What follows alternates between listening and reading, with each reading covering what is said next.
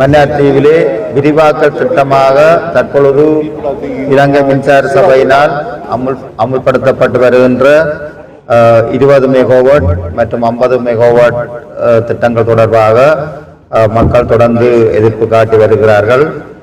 அவர்கள் தொடர்ந்து 30 நாட்களாகவும் தங்களது போராட்டத்தை நடத்தி வருகிறார்கள். எனவே இந்த விடயம் மேன்மதங்கை ஜனாதிபதி அவர்களின் கவனத்தில் கொண்டு செல்லப்பட்டு அவர்களுடன் மன்னார் மாவட்டத்தைச் சேர்ந்த சிட்டிசன் கமிட்டி மற்றும் ஏனைய அமைப்புகளின் பிரதிநிதிகள் சந்திப்புகளை மேற்கொண்டிருந்தார்கள்.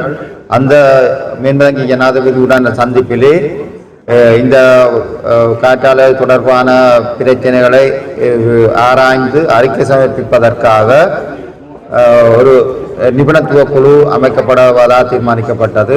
அதன் பிரகாரம் மின்சக்தி அமைச்சினால் ஒரு நிபுணத்துவ குழு அமைக்கப்பட்டிருக்கிறது.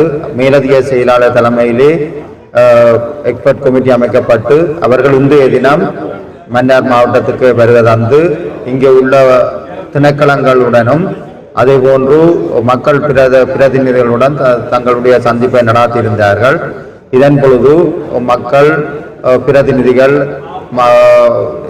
தற்பொழுது அமைக்கப்பட்டு வருகின்ற மின்காற்று ஆலை தொடர்பாக மக்களின் தங்களது கருத்துக்களை தெரிவித்தார்கள். அதன் பிரகாரம் தற்பொழுது அந்த நிபுணத்துவ குழு இன்றைய தினம் கருத்தை நடத்தி இருக்கிறார்கள். நாளைய தினம் குறிப்பிட்ட இடங்களை பரீட்சிப்பார்கள். அதன் பின் ஜனாதிபதிக்கான விரிவான அறிக்கையினை தங்களது பெற்றுக்கொண்ட அந்த அறிக்கைகள் அடிப்படையில் சமர்ப்பிக்க இருக்கிறார்கள். அதன் பிரகாரம் ஜனாதிபதி எதிர்காலத்திலே உரிய தீர்மானத்தை எடுப்பார் என நான் நம்புகிறேன். அவர்கள் விரைவிலே அந்த தங்களுடைய அறிக்கையை சமர்ப்பிக்க இருக்கிறார்கள் என்பதை இந்த சந்தர்ப்பத்தில் தெரிவிக்கின்றேன். நான்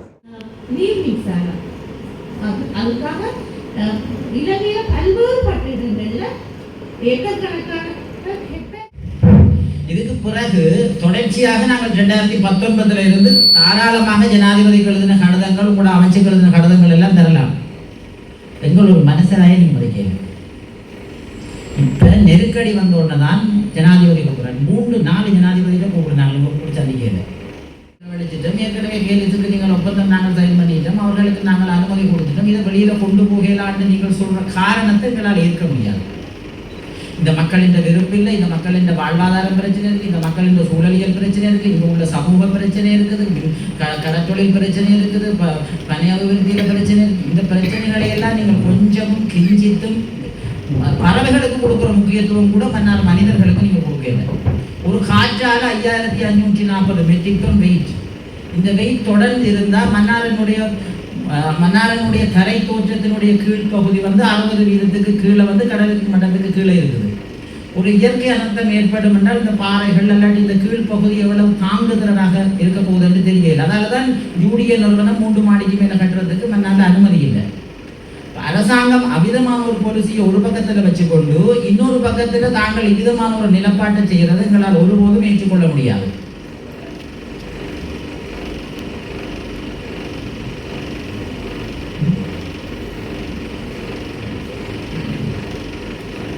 எங்களோட பேச்சுவார்த்தை நடத்தி இதை நீங்க செய்திட வேண்டும் என்று தான் யோசிக்கிறீங்களே தவிர இந்த நீங்க சொல்ற மாதிரி மன்னார் இல்லை. காற்று 12 மாதமும் கிடைக்கக்கூடிய இடம் மன்னார் அல்ல, அது மத்திய பிரதேசம். குறிப்பாக கதிர்காமம் பிரதேசம், அம்பேவல பிரதேசத்தில் அதிகமான காற்று இருக்கு. ஏன்னா உங்களுக்கு நிர்வாக ரீதியாக முரண்பாடு இருக்கின்றதால ஆகவே நீங்கள் மன்னாராக முண்டாளு நினைச்சு கதைக்கக்கூடாது.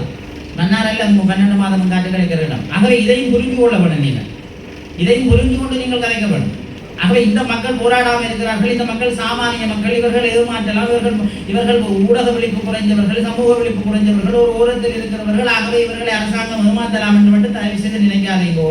இது எங்களுக்கு மாற்றீடு தான் தேவையே தவிர பதிலீட்டுக்கு நீங்கள் கொடுக்குற நிவாரணமோ அல்லாட்டி தீர்வுகளோ இதுக்குரிய முன்மொழிவுகளுக்கும் நாங்கள் இங்கே வரவும் இல்லை, அதை ஏற்றுக்கொள்ள நாங்கள் தயாரும் இல்லை. ஆகவே இதை நீங்கள் இடத்த மாற்றுற ஒன்றை தவிர நாங்கள் எதையும் அனுமதிக்க போறதில்லை. உங்களோட விதமான கருத்தை இந்த மாதிரி கதையை தொழில்நுட்ப ரீதியாக ஒரு காரணமும் இல்லை என்று சொல்லி நீங்கள் சொல்லுவீங்க. சொல்றது வலுவான காரணமும் கொண்டு நீங்கள் அரசு அவ்விதமாக கொண்டு வரலாம், ஒரு பிரச்சனையும் இல்லை. ஆனால் இதை நீங்கள் கொண்டு வந்து போட்டு இப்போ கொரோனாவுக்கும் இப்படித்தான் நீங்கள் நாய்க்கு பிடிச்சி ஊசி போட்ட மாதிரி ஓட்டுகளுக்கு பிடிச்சி ஊசி போட்ட நீங்கள் கடைசியா இப்போ கொரோனா ஊசியை தயாரித்த நிறுவனம் எல்லாம் சொல்லுது பக்க விளைவு இருக்குன்னு சொல்லி. இது ஒரு 4 வருஷம் 5 வருஷத்துக்கு பிறகு எங்களோட மக்களுக்கு வர விடையும் எங்களோட மக்களினுடைய வாழ்வியல் பிரச்சனையும் வாழ்வாதார பிரச்சனையும் இருக்கும். நாங்கள் மன்னாரை விட்டு வெளியில போகலாது. கனியம்மன் ஒரு பக்கம் எங்களுக்கு பிரச்சனை, அது அகழ்வுக்காக 2 கம்பெனி இருக்கு. ஜனாதிபதி நிறுத்தல் என்று சொன்னார். ஆனால் அந்த 2 கம்பெனியும் மன்னாரில் இன்னும் செயல்பட்டு கொண்டிருக்குது. ஆகவே கடைசியா ஜனாதிபதி ஒரு கதை சொன்னவர், அதுக்கு நாங்கள் நெய்யை எடுத்து பார்ப்போம்னு சொல்லி சொன்னவர். ஆகவே இது எல்லாத்தையும் நீங்கள் செய்ய வேண்டும். மன்னார் மக்களை ஏமாற்ற வேண்டும். மன்னார் மக்கள் ஒரு நிலப்பாட்டுக்கு கொண்டு வர வேண்டும். அவர்களுடைய ஓட்டர் இஷ்யூஸை நாங்கள் வெளியேற்றுவதற்குரிய வழியை தேட வேண்டும். வாழ்வாதாரத்துக்கு உரிய வழியை ஏற்படுத்த வேண்டும் என்று சொல்லி நீங்கள் எங்களுக்கு சொல்யூஷன் தரத்துக்கு தயவு செய்து வர வேண்டாம். எங்களுடைய ஒட்டுமொத்தமான முடிவு இதை நீங்கள் இடம் மாற்றி கொண்டு போய் வேறு எங்கேயாவது போடுவோம். நாங்கள் அதை விட எங்களுக்கு மாற்று வழி ஒன்றே. நீங்கள் குளத்தில் பாருங்க, வசிக்க முடியாமல் இருக்குது. Sound issue. நீங்க மரவன் குளவுல 19 குடும்பம் எழும்பியே போயிட்டு இருக்க முடியாம நரவலி குளவும் இதே நிலப்பாடுங்களுக்கு தொடருது. அதே நிலப்பாடு தான் இங்கேயும் வரப்போகுது. நீங்க செகண்ட் ஸ்டேஜில் போடுற கேலிசி கொடுத்தது எல்லாம் 10மே சனத்துக்குள்ளதான் வருது. 2வது இந்த நீங்கள் 7 ஏக்கர் காணி எடுக்கிறீங்க. தீவு ஒரு குறிப்பிட்ட பிரதேசம், காணி மக்கள் குடியிருக்கிறதுக்குரிய இடம் இல்லாமல் போகுது. நாங்கள் காற்றாலைக்கு எதிரானவர்கள் இல்லை. மன்னார் தீவு பகுதியில் போடுறதுக்கு தான் எதிர்க்கிறோம். நாங்கள் காற்றாலை எதிர்க்க இல்லை. அந்த புரிதல் உங்களுக்கு இல்லாமல் இல்லை. நீங்கள் தீவுக்கு வெளியில கொண்டு போய் போடும்போது தாராளமாக மனிதர்கள் வசிக்காத இடங்கள் இருக்குது. Mannar ISL, as Madam indicated, we are full. Madam told that we are not aware. We are fully aware with the Upper Kotmalai hydroelectricity. Sri Lanka is exhausted all the hydroelectricity power, and we are aware due to the Victoria Dam, entire Muscalia town was relocated. We are aware, right? In the meantime, and we are very much supportive for the renewable energies like solar and wind. They are second to none. As you all know that one, there are 4 sectors are categorized under the renewable energy: hydro, solar, wind, and hydrogen. Hydrogen may not be possible at the time. So these 3 are possible. And when you take that Sri Lankan sustainable energy studies, 2030, 2040, 2050, which is equalizing the world energy demand also, in 2050, the entire world, including Sri Lanka, will take majority of shares from the solar. Second is wind. We are aware. But as he is saying, when you take this wind force, the Mannar is, I think, 3rd place or 4th place in the country. First is it's in the EA report. I'm not taking from anyone. I'm taking from. It's first. This my wording. I can give that proof also. I refer the initial ADP funded CEB feasibility study. Then I refer the environment EIA and social impact studies of the phase 1. I don't remember, but I have gone through. I can extract the evidence. The second one is phase 1 extension, and third one is phase 2, and fourth one is going to take place in the mainland. Right? We know that one you are divided into the WJP zone 4. Right? And before that one, as you say, எங்களுக்கு இதான அழிவு, சீரழிவு, மக்கள் வாழ முடியாமல் இருக்கு, துன்பம் எல்லாம் விளங்கப்படுத்தி இன்ரைட்டிங்லேயும் போட்டு மக்கள்கிட்ட கையெழுத்து பிரதிநிதியை எடுத்து 7,000க்கு அதிகமான கையெழுத்து பிரதிநிதியை எடுத்து ஜனாதிபதிக்கும் சரி ஹியூமன் ரைட்ஸ் சரி எல்லாரும் கொடுத்துருக்கோம். சரி, தெரியாதது சொல்லக்கூடாது. அதுக்கு பிறகு இந்த 4 காற்றாலையும் போடுறீங்க. நாங்கள் எதிர்த்த பிறகு ரோட்டில் எதிர்த்த பிறகு தான் எங்களை கூப்பிட்டு கலைக்கிறீங்க. இது நெக்லிஜென்ஸ். சரியோ, அடுத்த நம்மளோட ஒரு கேள்வி இருக்கு. இந்த மின் காற்றாக சுழல்வதற்கு காற்றின் போது எவ்வளவு தேவை?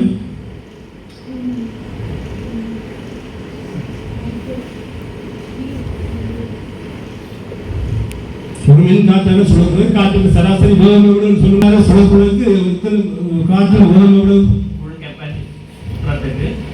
14 மீட்டர் per second. 14. இந்த போட்டுக்கு எவ்வளவு தேவை? இந்த போட்டுறாங்க. எவ்வளவு தேவை? 3.45 megawatt hour emission. 14 meter per second. ஆனா சிலங்கா கடற்கரை ஓரம் முழுக்க கரையோரம் முழுக்க 12.5 கிலோமீட்டர் ஸ்பீட்ல காற்று வீசு. சராசரி 8.5 போதும். இலங்கையிலே நாங்க தான் ஃபர்ஸ்ட் டைமா மெட்மா ஓ. அமைத்து கொண்டு ஓ. வரோம் இலங்கை ஃபுல்லா ஓ. முதல் முறையா எங்கள்கிட்ட தான் பேங்கபிள் அதாவது அக்ரிடெட் டேட்டா இருக்கு வேறு ஒரு டைம் இல்லை ஓ. அதை பற்றி கிடைக்கிறது அதிகாரம் இல்லை ஆனா நீங்க மன்னர் நோமேன் ஏரியா இருக்கு ஜனம் வாழாத இடம் இருக்கு அங்கேயும் காட்டு இது வகுத்து வீசுது நீங்க இதுக்குள்ள உங்களோட சுகத்துக்காகவும் உங்களோட நன்மைக்காகவும் உங்களோட வேறு யாரா some geopolitics also we know we can understand சரி உங்களுக்காக தான் ஏன்னா அத்தாலிக்கு தான் நம்ம கொடுத்தது இதான் நடக்குது இங்க சரி கொஞ்சம் பாருங்க இங்க பாருங்க எங்கட இந்த பிரச்சனை மிஸ் மேடம் சொல்லுங்க எங்கட பிரச்சனை இங்க வந்து வாழ்வா சாவா போராட்டம் 30 கிலோமீட்டர் நீளமும் 4 கிலோமீட்டர் அகலமும் தான் எங்களோட மன்னார் தீவு அதோட இந்த கடல் மட்டும் தீவுல விட கொஞ்சம் உயரமா இருக்கு இஸ் பேசி சரி இதான் பிரச்சனை நீங்க ஒரு மின் காற்றாலைக்கு 7 ஏக்கர் 8 ஏக்கர் காணி தேவை இதுக்கு மேலே சப்ளை லைனுக்கு காணி தேவை உங்களுக்கு அக்சஸ்க்கு காணி தேவை உங்களோட ஸ்டாஃப் வாழ்வதற்கு குவார்டர்ஸ் கட்டுறதுக்கு காணி தேவை இவ்வளத்தையும் எடுக்கும் போது எவ்வளவு பனைமரத்தை அழிக்கிறீங்க ஒரு பனைமரம் ஒரு பனம் கொட்டை நட்டு அது பலன் தரதுக்கு 30 வருஷம் இருக்கும் சராசரி எத்தனாயிரம் பனைமரத்தை கொண்டாக்க போறீங்க அது மட்டும் இல்லை சின்ன பனை வட நர்சரி எத்தனை லட்சத்தை சீரழிக்க போறீங்க So nature can live without human being can't live without nature.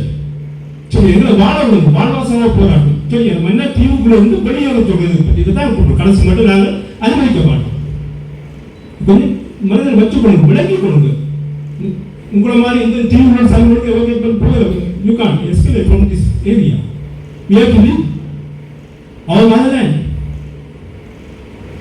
மக்கள் எதிராக பாருங்க உங்களுக்கு தெரியுமா பேசாத வண்ணம் போட்டு நேரம் அங்க துள்ளுக்குடி வெள்ளம் போட்டு நேரம் கிராமத்து மக்கள் பிள்ளைகளை பாடசாலைக்கு அனுப்புறேன் முழங்கால வெள்ளம் சாதாரண நோய் டிசீஸ் இருக்கு அந்த தள்ளிக்குள்ள போனா இப்படி துன்பப்பட்ட சனம் நீங்களும் கூட பிள்ளைகளை இந்த மினிஸ்ட்ரிமார் முடியாத மினிஸ்ட்ரிமார் தங்களோட பிள்ளைகளை இப்படி அனுமதிப்பாங்க இதோட கொஞ்சம் மனிதநேயத்தோட கலங்கிக்கணும் அது வாழ்வாசாக போராட்டம் எங்களோட பூமி நாங்கள் வாழணும் எங்களோட ஜெனரேஷன் வாழணும் அதை கொஞ்சம் சிந்திச்சு பாருங்க கொஞ்சம் டீப்பாக சிந்திங்க So this is from the American DSS. So with that, now we need to talk about the birdings in Manna. One of the growing economy in Manna Island is tourism. And island Manna district was affected for a long time by the prolonged war, and now it's getting up and building up and building the capacity of the in economy. And the birds, Manna Island is the Central Asian flyway, and about 15 million birds every year come to Manna, and then 1 million stays in Manna Island. For that, so many visitors, international researchers and study institutions visit Manna for that purpose. And another 14 million birds, they don't stay here, they are using Manna Island as a fuel field and filling them, and then they are going to Kumana and other rest of the bird sanctuaries in Sri Lanka. So one of the growing industry in Sri Lanka is tourism. It's not only is going to affect Manna Island, it also is going to affect the entire country. So why not we shouldn't build up the tourism, ecotourism in Manna Island, which would bring definitely contributory factor for the GDP of the country. Because Manna Island is very sensitive and it has already 3 protected areas, something very contradictory. While we are protecting the land, and then the development project is against the protection laws.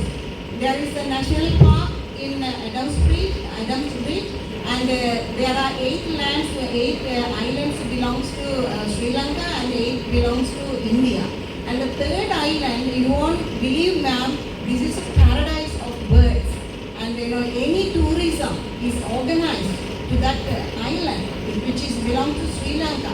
It will be a major activity for Manna Island to build up the economy of this island. And then there is another protected area, Vidalathirivu Nature Reserve, and there is Wangale Bird Sanctuary. In addition to that, Mana Island is the wetland, it's a protected wetland, and it's the 4th Ramsar site. So having these all very sensitive areas, a sensitive landscape in Mana Island, there is the biggest question. We installing these turbines, 150 feet depth of installing the turbines is definitely going to affect the sensitive biodiversity. Definitely the flora and fauna is going to be affected. And then as already mentioned, the water Mana is consists of the water basin. If there is a damage, then we expect the water to be salinated, and then we expect the sea intrusion, we expect soil erosion, and naturally there are dunes to protect Mana Island is existing. But this excavation of soil definitely is going to affect the Mana Island, the sensitive Mana Island. So we really brought this to your attention, ma'am. Instead of going for some other activities, the development activities that should be environmental friendly for Mana Island, which doesn't affect the country, which doesn't affect the Mana people, and also is contributing to economy. You may think about this ecotourism. I understand there is a plan for Mana Island to develop as a tourism hub in 2030. So while we are planning that, this kind of installing the turbines is going to definitely affect.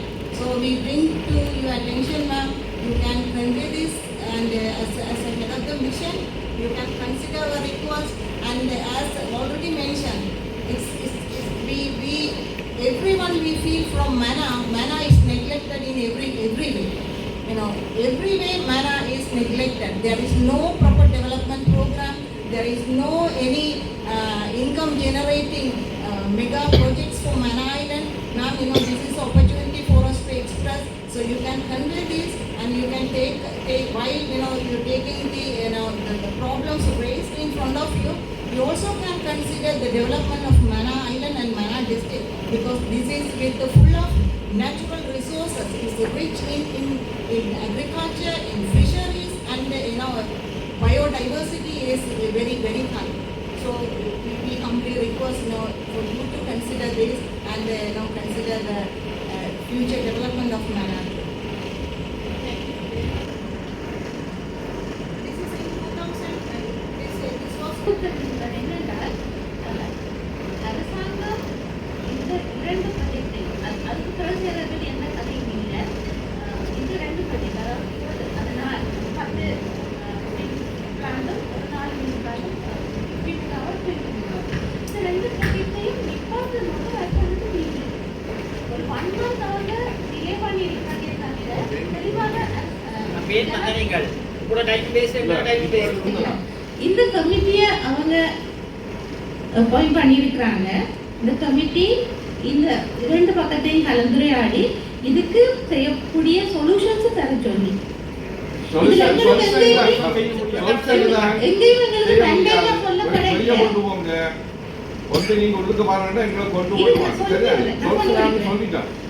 என்ன சொல்லியிருக்கிறாங்கன்னா எங்கள்கிட்ட எந்த சந்தர்ப்பத்திலையும் கேட்கல, இது செய்ய வேணுமா வேணாதான்னு சொல்லி. ஆகவே எங்களோட கமிட்டியில ஸ்கோப் மண்டேட் லிமிட் பண்ணப்பட்டிருக்கிறத தான் நான் உங்களுக்கு சொல்லிக் கொடுறேன். இல்ல செய்ய வேணும் செய்யக்கூடாது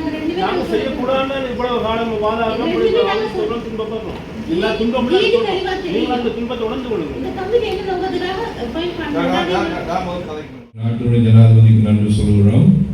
அப்படியான எங்களுடைய கலந்துரையாடல்களுக்கு முக்கியத்துவம் கொடுத்து உங்களை அனுப்பி வச்சதுக்கு. ஆனால் நீங்கள் வந்த டிலே 17வது நாள் சரிதானே, கணக்கு வைலேஷன் நடந்தது. கொண்டு வந்து 14ஆம் தேதி தொடங்கிய நாள் இந்த ஒரு மாதம் மானிட்டரிங் குறிப்பாக போட்டது.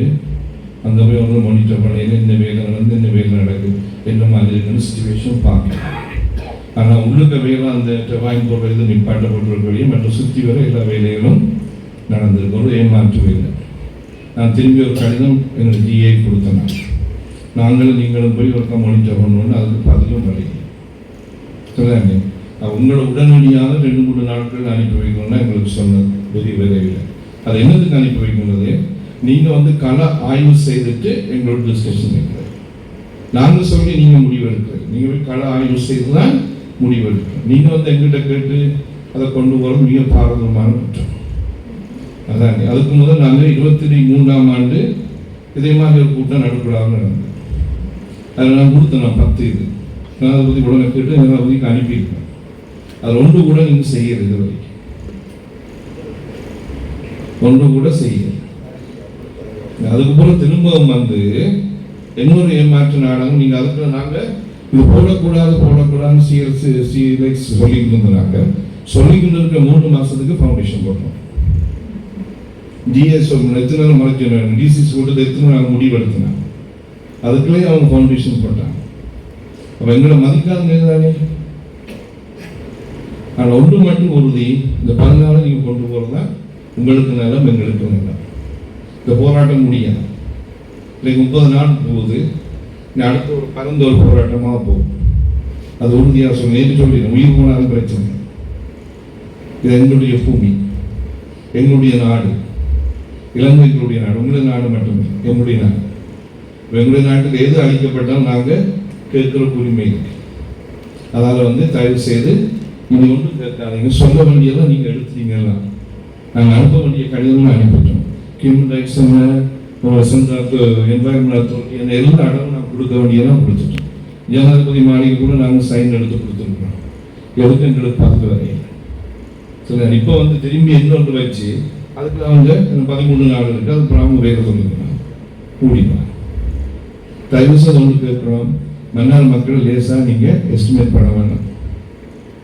எஸ்டிமேட் பண்ண வேண்டாம், அது மட்டும் கேட்குறோம். இதில் ஒரு சின்ன ஒரு விஷயம், இது சரியோ பிள்ளைங்க சரியாக நான் சொல்கிறேன்னு என்னன்னு சொன்னால், இப்போ இதில் நீங்கள் வந்து ஒரு டிஸ்கஸ் கமிட்டிக்காக வந்திருக்கீங்க, மக்களோட கருத்தை எடுத்துக்கிறதுக்காக வந்திருக்கீங்கன்னு சொல்லும்போது உண்மையிலே மக்களோட வழி என்னன்றது உங்களுக்கு தெரியும். நீங்கள் போய் கிரவுண்டில் போய் விசிட் பண்ணுறதுன்றது வந்து இது இல்லை. கிரவுண்டில் விசிட் பண்ணுறது, கிரவுண்டுன்றது நீங்கள் போய் மக்களோட கிடைக்கும். இதுக்குள்ள வந்து நிற்கிற எல்லாருமே ஜஸ்ட் பிரதிநிதி தான். பிரதிநிதியாக அவங்களுக்கு இருக்கிற வழியை விட மக்களோட வழி வந்து டபுளாக இருக்கும். இப்போ நீங்கள் வந்து அடிப்படை உரிமையை வந்து மீறப்படுறது எப்படின்னு சொன்னால், இன்றைக்கு அந்த காற்றாலைகள் இருக்குதானே, காற்றாலைகள் போட்ட பிறகு 2020க்கு முன்னுக்கு இருந்த மன்னார் எப்படி இருந்தது, 2020க்கு பின்னுக்கு இருக்கிற மன்னார் எப்படி இருந்தது. அதே மாதிரி இந்த வெள்ளப்பெருக்கு வந்ததுக்கு பிறகு பார்த்தீங்கன்னு சொன்னால் சில கிராமங்களுக்கு நீங்கள் போகணும். நீங்கள் இதில் இருந்துட்டு நாங்கள் ஏசிக்குள்ளே இருந்துட்டு இல்லைன்னு சொன்னால் ஒரு குறிப்பிட்ட ஆக்களை மட்டும் வச்சு கதைச்சிட்டு போகிறதுல வந்து ஒரு பிரயோஜனமே இல்லை. அதே மாதிரி சாரி நான் சொல்கிறதுக்கு நீங்கள் ஒரு விஷயம் சொன்னீங்க, நாங்கள் எங்கிட்ட எல்லா ரிசர்ச்சும் இருக்குது, நீங்கள் கதைக்காதீங்க. அந்த ரிசர்ச்லாம் சரியாக இருந்ததுன்னு சொன்னால் இன்றைக்கு இவ்வளோ பிரச்சனை வந்திருக்காது. அந்த மக்களுக்கு வந்து வெள்ளம் ஃப்ளடிங் வருதுன்னு சொல்லி நீங்கள் பார்க்குறீங்களே தவிர அதுக்குள்ளே அவங்க எவ்வளோ விஷயங்கள் எதிர்கொள்கிறாங்கன்றது உங்களுக்கு தெரியாது. ஸ்கூல் பிள்ளைகள் வந்து ஸ்கூலுக்கு போகிறத தடை வருது. அதே மாதிரி பெண்கள், உங்களுக்கு விளங்கும் பெண்கள் எந்த மாதிரியான இஷ்யூக்கள் அதுக்குள்ளே எதிர்கொள்கிறாங்க. அதே மாதிரி அந்த கழிவுகள் வெளியேறி அதுகள் வீடுகளுக்குள்ள போய் சின்ன பிள்ளைகளுக்கு வந்து காலில் கையெல்லாம் பட்டு அவங்க பல வியாதிகளை எதிர்கொள்கிறாங்க. எத்தனையோ, அதாவது அந்த உரிமை மீறப்படுற எத்தனையோ விஷயங்கள் வந்து இந்த வெள்ளப்பெருக்கால வந்து எங்களோட மாவட்டங்களுக்குள்ள எங்களுக்குள்ள இருக்கிற சின்ன சின்ன கிராமங்களுக்குள்ள நடந்து கொண்டு இருக்குது. இன்னும் மாதிரி எஃபெக்ட் அங்கே இருக்குது. இப்போ அவங்களுக்கு ஆரம்பத்தில் அந்த காட்டால போடுறவங்களுக்கு என்ன சொன்னான்னு சொல்லி நீங்கள் இப்போ போய் அந்த கிராமத்தில் இருக்கிற மக்கள்கிட்ட கேட்டாலும் சொல்லுவாங்க, ஒரு பொய்யான ஒரு பரப்புரை நடந்திருக்குது. இப்படி நீங்கள் செஞ்சீங்கன்னு சொன்னால் உங்களுக்கு வந்து இதில் வந்து பாதிப்பு இல்லை, இதால் எதுவுமே நடக்காது, எந்த ஒரு பாதிப்பும் எதிர்காலத்தில் நடக்காதுன்னு சொல்லி அந்த கருத்துக்களை ஏற்றுக்கொண்டு அந்த டைமில் அப்பாவி மக்கள் அந்த விஷயத்தை நீங்கள் இவங்ககிட்ட வந்து கேட்டிருப்பீங்கன்னு சொன்னால் இதில் அதை எதிர்த்திருப்பாங்க. ஆனால் அந்த டைமில் நீங்கள் போய் கேட்டது மக்கள்கிட்ட, அங்கே இருக்கிற கிராமத்தில் இருக்கிற ஒரு குறித்த சமூகத்தில் இருக்கிற அந்த சங்கங்களை கூப்பிட்டு அவங்களோட கதைச்சிட்டு அவங்கள்ட்ட வச்சுட்டு அந்த விஷயங்களை முடிச்சுட்டு போனதால தான் இந்த பிரச்சனை. இப்படி ஒரு இடத்துல வந்து அதை கேட்டு அதுக்கான முடிவு எடுக்கிறத விட்டுட்டு அங்கே போய் கேட்டு அந்த 30 காட்டாலையும் போடப்பட்டு இன்றைக்கு அந்த மக்கள் ஒவ்வொரு இப்போ இந்த என்ன சொல்கிறது, இன்னும் 2 மாதத்தில் மழை வந்தாலும் நாங்கள் எங்கே போகிறது, இன்னொரு வீட்டு இங்கே தேர்றது இல்லைன்னு சொன்னால், இந்த வருஷம் மழை வந்ததுன்னு சொன்னால் கடந்த காலங்களை விட இன்னும் அதிகமாக வரும்னு சொல்லி பயத்தில் தான் இந்த மக்கள் வாழ்ந்து கொண்டிருக்காங்க. எங்கே போய் அந்த மக்களோட அடிப்படை உரிமையும் மீறப்படுது, அவங்க வாழ்விடங்கள் அளிக்கப்படுது. இப்படியான இஷ்யூக்கள் இருக்கும்போது நாங்கள் வந்து இப்படியான ஒரு இடத்துல இருந்து கதைச்சி அந்த மக்களோட அடிப்படை கருத்தை கேட்கறதே ஒரு பிள்ளையான விஷயம். இவ்வளவு காலமாக போகுது. எல்லாருமே நான் பார்க்குற காலத்துல இருந்து எல்லாருமே வராங்க, ரிசர்ச் ஆய்வுன்னு சொல்லி வராங்க. எங்கே செய்கிறாங்கன்னு கேட்டால் சம்பந்தமே இல்லாத இடத்துல இருந்து செஞ்சுட்டு இருக்காங்க. இதில் சொல்லக்கூட வெக்கமாக இருக்குன்னு சொன்னால் இது அவுட் ஆஃப் டாபிக். கனியமண்ணகல்வு கட்டி சொன்னேன், மண்ணகல்வை சார்ந்து வராங்க. இதுக்குள்ள இருக்கிற சில அதிகாரிகள் கூட அந்த அமைப்பினரோட போய் சேர்ந்து ஹோட்டலில் சாப்பிட்டு இருக்காங்க. இதுக்குள்ள கூட இருக்கலாம். இப்போ இப்படியான ஆட்கள் இருக்கும்போது என்னென்று இதுக்குள்ள உள்ள ஆட்களை நம்புறது. அப்போ நீங்கள் அடிப்படையில் இருக்கிற மக்கள்கிட்ட போய் கதைக்காமல் மக்கள் என்ன பிரச்சனையை எதிர்கொள்கிறாங்கன்ட்டு அவங்கள ரிசர்ச் பண்ணாமல் இதுக்குள்ள வந்து அனுமதி கேட்க போறோம் இல்லாட்டி செய்ய போறோம்னு சொல்லி வர்றது வந்து உண்மையிலேயே ஒரு பிழையான விஷயம். நீங்க அந்த மக்களுக்கு செய்யற ஒரு துரோகம். அதுதான் நடந்துருக்கு. இப்போ எங்கட கிராமத்தை பொறுத்த நான் இன்றைக்கு பேசாலையை பிரதிநிதிப்படுத்தி வந்திருக்கேன்னு சொன்னா, பேசாலையில் வந்து பல மக்கள் இருக்காங்க, 5000க்கும் அதிகமான மக்கள் இருக்காங்க. அப்போ அவங்கலேருந்து இன்றைக்கு ஒரு 2 பேர் தான் வந்திருக்காங்கன்னு சொன்னால் நீங்கள் இவங்ககிட்ட சொல்லிட்டு நீங்கள் போய் போடுறதுல வந்து ஒரு பிரயோசனமே இல்லை. இன்றைக்கி நீங்கள் இங்கே செய்கிற மீட்டிங் மாதிரி அங்கேயும் வந்து அந்த மக்கள்கிட்ட கதைக்கணும், அந்த மக்கள் எவ்வளோ பாதிக்கப்பட்டிருக்காங்கன்னு கேட்கணும். ஒரு எக்ஸ்பர்ட் கமிட்டியாக நீங்கள் வந்து இங்கே இருக்கிற அமைப்புகளில் 2-3 பிரதிநிதிகள்னு சொன்னால் அது சார்ந்தாக்கள் மட்டும் கரெக்டு காய்ச்சிட்டு போகிறது வந்து ஒரு அந்த என்ன சொல்கிறது, ஜனாதிபதியோட நாங்கள் போய் கதைச்சிட்டோம், அவங்களோட போய் இந்த விஷயங்களை கேட்டுட்டோம்னு சொல்லி ஒரு கண் துடைப்புக்கு இந்த விளம்பரத்துக்கு செய்கிறதா தான் இருக்கும். அதாவது உங்களுக்கு 30 நாள் காணாது, 100 நாள் எடுத்தால் கூட காணாது இந்த மக்கள்கிட்ட பிரச்சனையை கேட்குறது. அப்படி தான் நீங்கள் எடுத்துருக்கணுமே தவிர 30 நாள்ன்றது ஒரு கண் துடைப்பு. அப்போ உங்களால் ஏதும்னா நீங்கள் என்ன செய்யணும், இப்போ 30 நாள் கொடுத்தோமே திருப்பி ஒரு 100 நாள் எடுங்க, 100 நாளைக்கு நீங்கள் நிப்பாட்டுங்க. அடுத்த மழை இப்போ வரப்போகுது, அதுக்குள்ளே அந்த மழை தண்ணியெல்லாம் மழை தண்ணி இல்லாமல் ஒரு மன்னார் உருவாக்கணும்னு சொன்னால் அதை உருவாக்கி காட்டும். இப்போ சொல்கிறாங்க தான் எஃபெக்ட் இல்லை, நாங்கள் என்ன மாற்றத்தை கொண்டு வரலாம்னு சொன்னால் நீங்கள் ஸ்டெப்பில் போய் பார்த்தா தெரியும். இப்போ நம்ம உருவாக்கி வச்ச கல்வெட்டுகள் இருக்குது, கால்வாய்கள் இருக்குது. அந்த கால்வாயில் வந்து தண்ணி வெளியே போகணும்னு சொன்னால் இன்னும் வெட்டும். அதை வெட்டுவாங்களா இருந்தால் கடல் தண்ணி தான் உள்ள வரும், இந்த தண்ணி வெளியே போகிற வழி. அப்போ எவிடன்ஸ் இருக்குன்னு சொல்கிறீங்க. இங்கே பொறுத்தவரை எவிடன்ஸ்ன்றது மக்கள் மட்டும்தான். நீங்கள் சொல்கிற மாதிரி சயின்ஸ் எவிடன்ஸ் வேணும், அந்த எவிடன்ஸ் வேணும், இந்த எவிடன்ஸ் அதெல்லாம் எடுக்கவே இல்லை. மக்கள் மட்டும்தான் எவிடன்ஸ். ஏன்னா இவங்க தான் இந்த மாவட்டத்தில் பூர்வக்குடி, இவங்க தான் இந்த மாவட்டத்தில் காலமாக வாழ்ந்து கொண்டு இருக்காங்க. அது மக்களை விட என்ன எவிடன்ஸ் உங்களுக்கு தேவைப்படுது? அதுதான் என்ற கேள்வியாக இருக்குது. கனகாலத்துக்குரிய கேள்வி வந்து யாரை கேட்டாலும் கோர்ட்ஸில் போய் ஃபைல் பண்ணணும்னு சொன்னால் எவிடன்ஸ் பண்ணுவாங்க, அங்கே போய் நாங்கள் அவங்களோட கதைக்கணும்னா எவிடன்ஸ் பண்ணுவாங்க. அப்போ இங்கே இருந்துட்டு வாங்கிட்டு இருக்கிற மீனவர்கள் யார், இங்கேருந்து தொழில் செய்கிறவங்கலாம் யார், இந்த பனையை சார்ந்து உற்பத்தி செய்கிறவங்கலாம் யார்? அவங்களோட அந்த மக்களோட கருத்துக்கு மதிப்பளிக்காமல் இங்கே எவிடன்ஸ் வேணுன்றது வந்து ஒரு ஃபேக்கான மக்களை ஏமாத்துற மாதிரியான ஒரு விஷயம்தான் அந்த எவிடன்ஸ் கேட்குறது.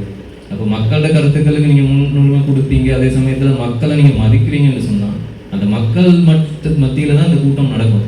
ஒவ்வொரு கிராமங்களுக்கும் போய் நீங்கள் கதைச்சிருக்கோம். இதில் கதைக்கிறது சரியா பிள்ளைகள் தெரியல, இது டோட்டலி வேஸ்ட். நீங்கள் மக்கள்கிட்ட போய் கதைக்கலன்னு சொன்னால் இன்றைக்கு போயிட்டு நீங்கள் கொடுக்க போகிற முடிவும் வந்து ஒரு பொய்யான முடிவு. இது வந்து கண் துடைப்புக்காக சொல்லப்பட்டது, கண் துடைப்புக்காக செய்யப்பட்டது அப்படின்னு இல்லாமல் நீங்கள் தயவு செஞ்சு ஏந்த அளவுக்கு மன்னார் தீவுக்குள்ள பல கிராமங்கள் இருக்குது, கிராமங்களில் மக்கள் இருக்காங்க, பங்கு தந்தையர்கள் இருக்காங்க, அதே மாதிரி அந்த சமூக மட்ட தலைவர்கள் இருக்காங்க. அவங்கள வச்சு கொண்டு அந்த மக்களோட போய் கதைச்சிட்டு நீங்கள் முடிவெடுக்கணும்.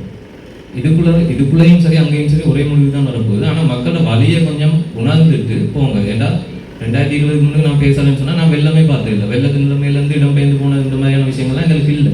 இன்றைக்கு நாங்கள் அதை ஃபேஸ் பண்ணிட்டு இருக்கோம். அப்போ இதெல்லாம் என்னென்னு உருவாகிட்டு எப்படி வந்தது?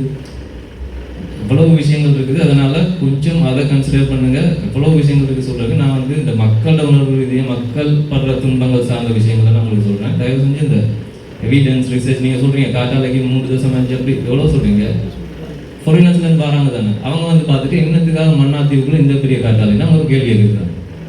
நம்மட நாட்டை சேர்ந்தாக்க மட்டும்தான் இப்போ வரைக்கும் சொல்லி கொண்டிருக்காங்க காட்டாலையில் இந்த அளவு பெரிய காட்டாலை தான் போடணும், இப்படியான காட்டாலையில் தான் நீங்கள் தேவை இல்லை. போஸ்ட் அளவு காற்றாலையில் தான் ஜப்பானில் மின்சார உற்பத்தி நடக்குது, அந்த நாட்டுக்கே கொடுக்கப்பட்டு கொண்டு இருக்குது. என்னத்துக்காக மன்னாத்தீவுக்குள்ள இவ்வளவு பெரிய ஃபர்ஸ்ட் டைம் ரிசர்ச் என்ன சொல்கிறது ட்ரை பண்ணுற மாதிரி இவ்வளோ பெரிய காற்றாலை கொண்டு வந்து என்னத்துக்கு மன்னாத்தீவுக்குள்ளே போடணும் அப்படியான நிறைய கேள்விகள் இருக்குது. அப்போ தயவு செஞ்சு அது ஒரு அப்பாட்டாக இருந்தாலும் முதலாவது மன்னாத்தீவில் இருக்கிறது மக்கள், அவங்களுக்கும் வாழ்விடம்ன்றது இது மட்டும்தான் நினைச்சு தயவு செஞ்சு ஏழும்னா நீங்கள் மக்கள்கிட்ட மத்தியில் போய் அவங்களோட கருத்துக்கள் எடுக்கிறதுக்கு முயற்சி செய்யுங்க. அதை எடுக்காமல் நாங்கள் இன்றைக்கு வந்தோம் இதுக்குள்ளே இருக்கிறாங்களோட கதைச்சோம் போயிட்டோம் தீர்வை கொடுத்தோம்னு சொல்கிறது டோட்டல் வேஸ்ட். அது மக்களோட எதிர்ப்பை இன்னும் எதிர்க்கிறதுக்கு வந்து ஒரு சான்றாக தான் அது அமையும். ஒரு கட்சி தான் அது. அப்போ இங்கே இருக்கிற அடிப்படையில் ஒரு ஆள் இல்லை, பல 1,00,000 மக்களுக்கு மேலே இருக்கிறாங்க. அப்போ அந்த மாதிரி யோசிப்பீங்களா இருந்தால் உங்களுக்கு தீர்வு உங்களோட கையில் இருக்கும், ஈஸியாக அந்த மக்களுக்கும் சரியான தீர்வை கொடுக்கக்கூடியதாக இருக்கும்.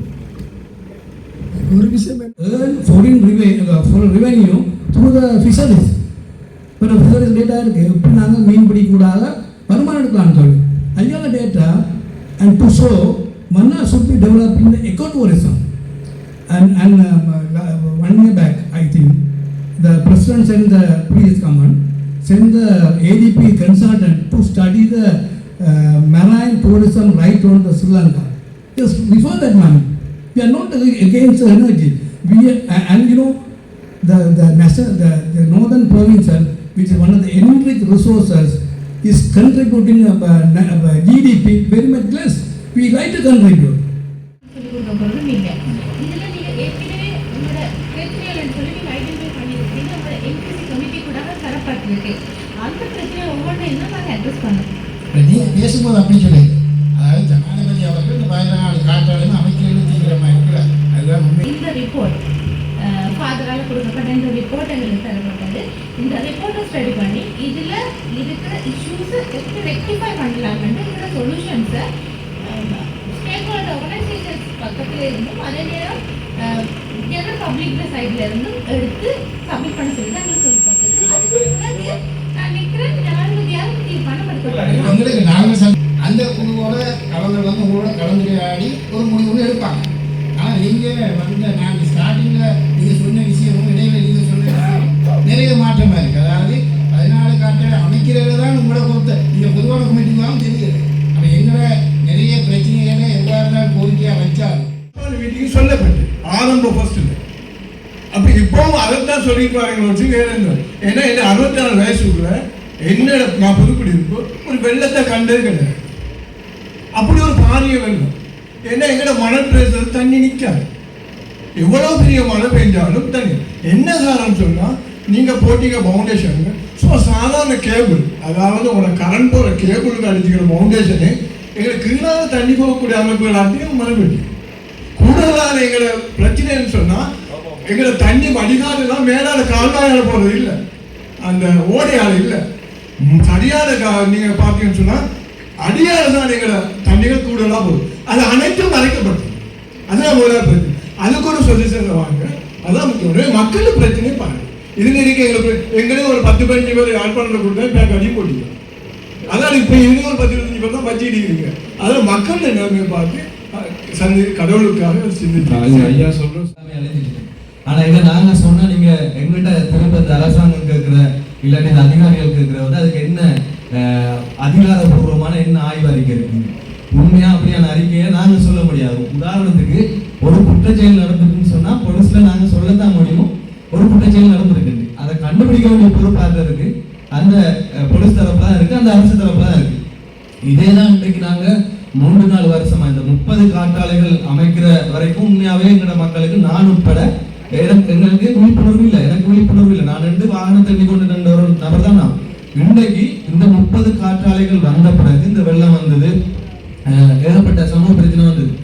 இதனால வாழ்வாதாரம் மீன்பிடி மட்டும் இல்லை, விவசாயம் மட்டும் இல்லை, சாதாரணமா அந்த பனங்கொட்டைகளை புறக்கி பனங்கொட்டைகள் மூலமா இந்த ஒடியலையும் கிழங்கையும் விற்கிற பெண்கள் இருக்கிறாங்க. அதே மாதிரி பனங்காக்களிய பனைமரத்தையை நம்பி வாழ்ற ஒரு சமூகம் இந்த தீவுக்குள்ள வாழுது. பனைமரத்தை நம்பி அந்த பனைமரத்தை வாழ்வாதாரமாக கொண்ட எத்தனையோ குடும்பங்கள் பெண்கள் வாழ்ந்து கொண்டிருக்கிறாங்க இன்றைக்கு வரைக்கும். அவங்களும் இதால பாதிக்கப்படுறாங்க. வெறுமனை நாங்க மீன்பிடியையும் விவசாயத்தையும் சொல்றாங்க. இந்த பனைகளை எத்தனையோ 1000 பனைகளை அழிச்சிருக்காங்க. இந்த காற்றாலைகளை நிறுவனிருக்காங்க. 7 ஏக்கர் காணிக்குள்ள கிட்டத்தட்ட எத்தனையோ நூற்றுக்கணக்கான பனைகள் அழிச்சிருக்காங்க. இன்றைக்கு 30 காற்றாலைகளையும் எத்தனையோ 1000 பனைகள் அழிக்கப்பட்டிருக்கு. இதுக்கு எவிடன்ஸ சாதாரணமா பணம் மட்டும் போக்குற மக்கள்கிட்ட போய் கேட்டா தெரியாது. இது அறிக்கை செய்ய வேண்டியது யாரு? இந்த பனைய அபிவிருத்தி. அவங்க அதை செய்து வச்சிருக்காங்க. இந்த கேள்விகளை கேட்க வேண்டியது யாரு? இந்த அரசாங்கம். அந்த துணைக்களங்கள்ட்ட கேட்கணும். இதுக்கு ஆய்வறிக்கையை கொண்டு வரணும்னு சொல்லி சாதாரண எங்களோட மக்கள்கிட்ட போய் கேட்டா உண்மையாக இல்லை. இப்ப மக்கள் ஒரே வெளிப்படைஞ்சிருக்கிறாங்க. நீங்க நேரடியா மக்கள்கிட்ட போங்க, மக்கள்கிட்ட கேளுங்க. இதுல ஒரு சிலாக்கள் சொன்ன மாதிரி நேரடியா மக்கள்கிட்ட போய் மக்கள்கிட்ட கேளுங்க. இப்ப இருக்கிற பிரச்சனையை இப்ப நாங்க மக்களோட பிரதிநிதிகள் அதுல வந்து நாங்க ஒரு துறை சார்ந்த விஷயங்களை உங்கள்கிட்ட சொல்லிட்டு போகலாம். நீங்களும் நாங்களும் கலந்துரையாடலாம். ஆனா நீங்க ஒரு முடிவோட வந்திருக்கிறீங்க, நாங்க அரசாங்கம் செய்யத்தான் போது அதை சொல்லிட்டு போற ஒரு குழுவா வந்திருக்கீங்க. அது 2வது பிரச்சனை. முதலாவது மக்கள்கிட்ட போயிட்டு கேட்கணும். இதுல இன்றைக்கு 30 நாள் மக்கள் வந்து போராடுறாங்க. ஒவ்வொரு கிராமமா வந்து இது வந்து 30வது நாளாண்டே போராடி கொண்டிருக்கிறாங்க. மக்கள் இப்ப விழிப்படைஞ்சிருக்காங்க. அப்ப மக்களை மீறி ஒரு அபிவிருத்தி திட்டத்தை நாங்க செய்ய போறோமா இல்லாட்டி மக்களோட உணர்வுக்கு மதிப்பு கொடுக்க போறோமான்றத மக்கள்கிட்ட போய் பாருங்க. இப்ப இருக்கிற நிலைமையில நாங்களும் ஒரு மாவட்ட உறுப்பினர் கூட்டங்களையும் இதே கருத்துக்கள்லாம் மாறுதான். அப்போ அதெல்லாம் நானும் பேசாமல் அமைதியாக உண்மையில கருத்துக்களை நீங்கள் சொல்லுங்கன்னு சொல்லி அமைதியாக இருந்தது. உண்மையில ஏற்கனவே அமைக்கப்பட்ட அந்த 30 காற்றாலையில சில அந்த என்விரான்மெண்ட் அசஸ்மெண்ட் ரிப்போர்ட்டில் சில விடயங்கள் சொல்லப்பட்டிருக்கு.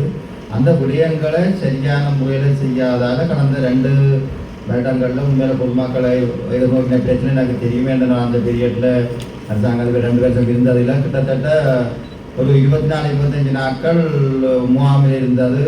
மற்ற கூடுதலாக மன்னார் தீவில் 3-2 பகுதி மக்கள் நேரடியாக முழு பகுதி அளவிலேயோ இந்த அனர்த்தத்தில் பாதிக்கப்பட்டக்கூடிய தரவுகள் அனர்த்த முகாம் பிரிவில் இருக்குது. ஏனென்றால் அதை கூடுதலாக தொடர்ச்சியாக 24-25 நாட்கள் முகாமிலையும் இதுகளில் இருக்க பல கஷ்டங்களை அனுபவித்த வெளிப்பாடு தான் உண்மையில மக்களின் இந்த எதிர்ப்புக்கு முக்கியமான அடிப்படை காரணம்.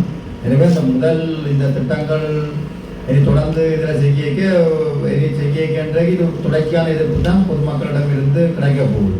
எனவே முதல்ல மக்களின் மனங்களை முதல் இந்த உரிய வடிகாலமைப்பு செய்து மக்களின் மனங்களை முதல் வெல்லுவதுதான் என்னுடைய இன்னும் பொறுத்தவரையில் ஒரு நல்ல ஒரு செயல்படாக இருக்கும். முதல் வடிகாலமைப்புகளை செய்து உரிய வெள்ள நீர்களை ஒழுங்காக ஊற்றப்படை சிஸ்டங்கள் உருவாக்கி அதன் ஊடாக வெள்ளங்களை சில இடங்களில் பம்பிங் ஸ்டேஷன் போட்டிருப்பாங்க, நீரை வெளியிட்டு அந்த திட்டங்களை முதல் உடனடியாக செய்து அந்த நீர் இல்லாத இந்த மக்களுக்கு பிரச்சனை இருக்கிறதால இப்படி போராட்டங்களை வருகிறேன். மக்களுக்கு எந்த பிரச்சனையும் இல்லை, தொடர்ச்சியாக வாழ்றக்கூடியவர் இல்லாமல் இருந்துன்னா மக்கள் இந்த நிலை கொண்டும் பெற மாட்டேறாங்க. எனவே அந்த அடிப்படை பிரச்சனையை தீர்க்காத வரையில் அது ஒரு பெரிய சுவாசம் இருக்கும். அது தொடர்ந்து மேலே செய்ய கொண்டு போயிருக்க அது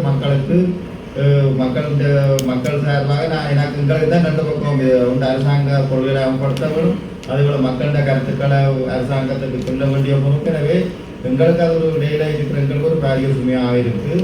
எனவே இது ஒரு எதிர்நோக்க மக்களின் அந்த பிரச்சனையை முதல்ல தீர்க்கிறதுக்கு கட்டாயம் முன்வந்தால் தான் அது எதிர்காலத்தில் ஒரு முக்கியமான தீர்வாக. And first of all, I would like to say that in NARA we get so many consultancy projects, but we don't accept all the consultancies. For example, you know that spearfishing is banned in Sri Lanka, right? Spearfishing, and we gave that ban, like we imposed the ban. And also in the meantime, maybe 3 years ago, there were some consultancies for sea cucumber harvesting in Hambantota, and we never gave the permission because the stock was depleted, and so like we didn't give the permission. So you know that from NARA side, if it is banned, we are not supporting it. So we were consulted from CEB asking that there was an issue regarding the fishery, the fishermen saying that fish catch is depleted. So we did a survey, and it's like both technical and practical. So for the technical part, you know that wind power plants, they emit a low frequency wave, and it's around 140, maybe 106.5 decibels from the turbine, and the distance from the turbine to shoreline is around I think 145 meters if I'm correct. So if you calculate the reduction of the noise from the turbine to the shoreline, it will reduce to 40.5 something decibels. And there are established guidelines like if you take 200 decibels, it is lethal for fish. If it is below 200 and above 50, it says fish tends to avoid those frequencies. If it is below 50, then it says it is non-lethal. So I'm only talking about this technical part for the moment, and based on the technicalities and basic science, the wavelengths from the turbine will fully reflected from the shore. And if you consider about the refraction, it's like the proportion that will go into the water, it is like 1%, so it is negligible. So this is just science. And on the other hand, we did land inside monitoring and beach and fishery surveys for 5 rapid surveys, like 5 days rapid surveys in Mannar. And I'm talking about the already established wind power plant project. And for the EIA, as I can remember from the EIA report, there are 23 species recorded for the fish species, maybe 22. And for the survey we did, we recorded 2 species more. If it is 22 in the EIA report, we recorded 24. But I'm not saying that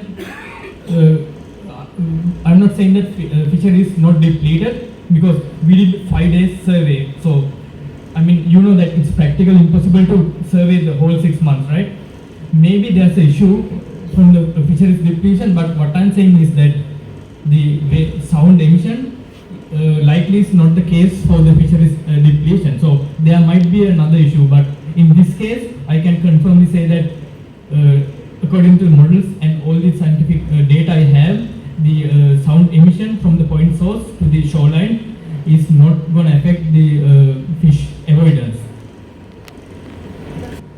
If these windmills are onshore farms, that can happen. But since these are offshore and it's like 150 meters away from the shoreline, I mean, I'm talking about this, like the windmills in Sri Lanka, Mannar area, they are onshore and it's away from roughly 150 meters from the shoreline. According to the 1959 Madalpadu Fisheries Department Act. The first question belongs to CCD, probably because we are not monitoring about the. No, you asked us why there are windmills within the restricted zone, right? Yeah, both. If you don't know, we have FRS, fishery inspectors in Nara. So we are monitoring from Chilau to Trinco. But at the moment, you know, like Sri Lanka, we have a really large coastline and practically sampling every coastline is difficult. So we had to give up Mannar area maybe 4 or 5 years ago when we had the economic recession and we had a fund cutting. Before that, we had FRA in Mannar region as well. But now we had to stop from Chilau. So I mean, now I would love to cover entire coastline, but at the moment the funding availability is really limited. But I would propose maybe if we are going to have this upcoming wind power plant here, maybe it's better to do a baseline survey, start even like very early, so we have the baseline data to like see if there's a change from the fisheries. But my worry is that Talaimannar வரைக்கும் 15 ஓடைகள் நீரோட காடுகளுக்குள்ள இருக்கிற தண்ணி அந்த ஓடைகளை வந்து கடல்ல அது நிரம்பி கடல்ல பாதி. அவன் காற்றில் போட்ட இடங்கள்ல இந்த 60 தான் அங்கே தலைமன்னார் மட்டும் காற்றில் போடையில தானே. அப்போ எங்களை இதில் இருந்து ஊரில் இருந்து ஒரு 3 கிலோமீட்டருக்குள்ள போட்டுருந்தாங்க. அதுக்குள்ளே இருந்து இங்கே அளவு 10 ஓடைக்கிட்ட இவங்க வந்து இடத்தை மாற்றி விட்டுட்டாங்க. ஓடின வழிகளை மாற்றி விட்டது, தண்ணி ஸ்டொப் ஆகிடுது. அது ஒரு பிரச்சனை. மற்றது கரண்ட் கம்பி அந்த தொங்கலில் காற்றலையில் இருந்து இந்த தொங்கல் வரைக்கும் பிளேட் போட்டு தான் அந்த தண்ணி அந்த கம்பியை உள்ள நிச்சயமாக நான் அவர்கிட்டையும் எங்கள்கிட்ட இடத்துக்கு நான் ரிப்போர்ட் மூலமாக சமர்ப்பிப்பேன். தீர்மானம் அவங்க கையில் இருக்குது. அதுக்குரிய பாசிபிள் இடங்களையும் நான் கேட்டிருக்கிறேன். அதையும் நாங்கள் கொடுப்போம். ஜனாதிபதி அந்த தீர்மானத்தை எடுக்கட்டும். உண்மையில் இது நான் நினைக்கிறேன், இது நல்ல சந்தர்ப்பம். நாங்கள் வந்து உங்களோட உண்மையில நேரடியாக வந்துட்டு ஒரு பிரச்சனை கேட்டதில்லை. இந்த விஷயம் ஆரம்பத்தில் செய்யப்பட்டுன்னா சில விட தேர்ந்தெடுக்கப்படாமல் இருந்திருக்கலாம். ஆனால் இது வந்து கடைசி கட்டம், அதாவது எல்லாமே முடிஞ்ச கட்டத்தில் நான் வந்திருக்கிறேன். எனவே நான் உங்களை ஃப்ரெண்ட்ஸாக எல்லாத்தையுமே முடிஞ்ச வரையில் அறிக்கை மூலமாக உயர்மட்டத்தில் சமர்ப்பிக்கிறது தான் எந்த கடமையாக இருக்கணும்னு சொல்லி இந்த சந்தர்ப்பத்துக்கு வந்து கலந்து அனைவருக்கும் நான் சொல்லுவேன். When we had our NPP steering committee, I told this issue to His Excellency President. So I said that there is an issue here. So that is how he was able to get this issue with the Minister of Power and Energy. Then, as a result of that, and Valundayam, Father Arul Raj organized the meeting few months ago and the minister attended. And also, I think he spent nearly 3 hours with you, listening to all of you. So after that, again, I raised that matter with the President again. And on 15th August, at the Malu festival, I was able to meet Mannar Bishop with Father Arul, and Father Arul is one of the board members of ONU. So that is why now, since he is here, based in Mannar, and he is coming to Colombo and he is asking the Office for National Unity and Reconciliation to mediate. So on the same day I met I met Bishop with 2 ministers, that is Minister of Science and Technology, Professor Krishant Abesena, and Religious Affairs Minister Sunil, Professor Sunil Hindu. So at that time, we were able to get another appointment with President to the with the Bishop of Penna. That was on 19. So the bishop was able to meet President and to get to discuss this matter again. And again, then the next time we had another meeting with at the Presidential Secretariat with the President. And today the high-powered committee is here to address this issue. So my humble request is, President wishes to have a compromise. But for that compromise, we need to address all your issues. So that is why now all these officials who are responsible to mitigation. Now what we need is mitigation and implementation. That is what the President said. So he said the project has to be implemented, and also the problems the people have will be fully addressed. So now we were able to listen to you again, and there has to be solutions, rapid solutions for all these problems that you raised. So I think there has to be a compromise as well, because I do this mediation as honorable chairperson. Once these issues are addressed, please think of the national issue as well. At least 20 megawatt project, at least that. So that is my wish and President's wish. So that is up to you to decide. So that is of course I have to say that is what the President wishes. So I have to say it. So if all the grievances are solved, if there are solutions, kindly think of that. And I will be with the people, the movement of the people, because I am appointed only for 3 years.